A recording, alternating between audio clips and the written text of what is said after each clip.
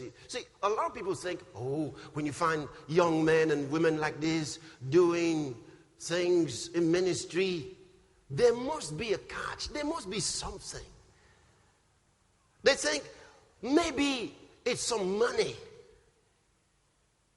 Maybe, they think they're looking for how we have been able, in quotes, to commercialize our oratory and homiletics.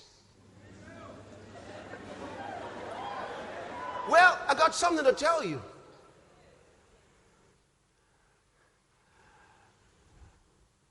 When I began to preach the gospel, nobody gave me money. And I didn't ask anybody to give me money. And I went out organizing crusades and preaching from street to street. Are you hearing me? Because I found something which I felt the whole world ought to hear. I got something I wanted the whole world to know. So I went preaching it. I did street evangelism, house to house, knocking on doors. Are you hearing me?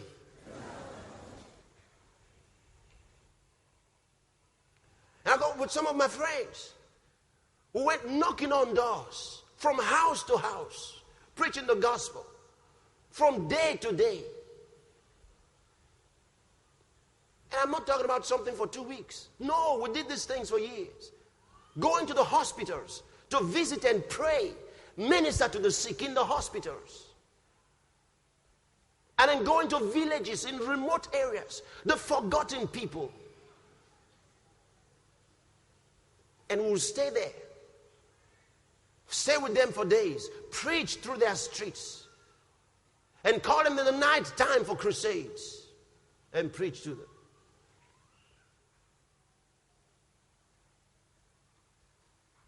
Didn't ask anybody for an offering. Didn't ask anybody for money. Are you still there? Yes. So, if it was the commercialization of the message, those places that I went, is that where to commercialize? So I went preaching it there. And the more I preached it, the more I felt the whole world needed to know it. I went into the schools. I went to many secondary schools to preach to young people. I went to many universities to preach. So I was preaching to them in the villages, and I also preached to the rich. Several times invited to the Full Gospel Businessmen's Fellowship International to preach to them. They didn't even know that I was still a schoolboy then. They didn't know I was a student.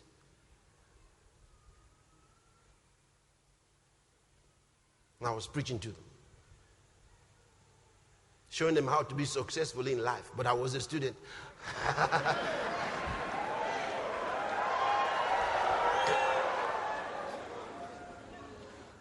I told you yesterday, those leaders who were here, I began preaching on success in life while I was in the secondary school. That's when I started writing the sermon outlines that I preached to them about how to be a success in life. Those principles, if they were not true principles of the kingdom, they wouldn't have worked. But I've worked them, and I'm still here. Hallelujah. So I said that for a reason. Don't you think that there must be something about this message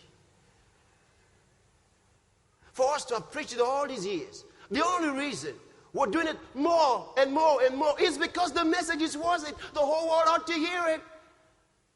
And the more we preached it, the more God gave us more and more opportunities to preach it so that more people could hear it. And constantly we were looking for greater opportunities to tell the world about it. For example, when I went with a friend through the streets, there were so many streets. And when we stopped over at one house, we knew we had to continue the next day. It seemed like we just couldn't make it. There are too many. And then we got some more friends to join us. And then we say, we'll go this way, and you go that way, and you go that way. Now we could take 3 streets at a time. And sometimes we went to these workers, who were building, some of them laborers, and sat down with them while they were on the break time eating. We sat down with them to preach the gospel. Sometimes we were going nowhere. We just entered a taxi cab only to preach to those who were inside. Now, those were the days where they still used to carry several people in the taxi cab. I understand they only take 1 person now. But, then, you'd say where you were going, and you sat inside, and there, maybe 4 of you, and then, of course, the driver. 3 at the back, 1 at the front with the driver. And we weren't going anywhere. You say, along the road.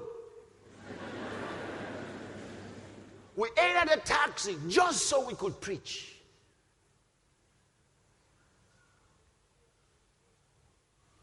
Are you still there? So it's that same thing that made us preach it then that's making us preach it now.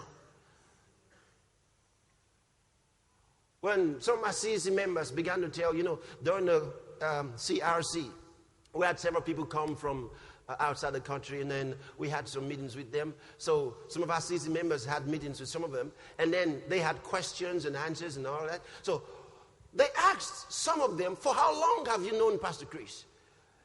And they began to hear that these guys had been with me for about 20 years. They were in shock. 20 years? You mean you've been with that man 20 years?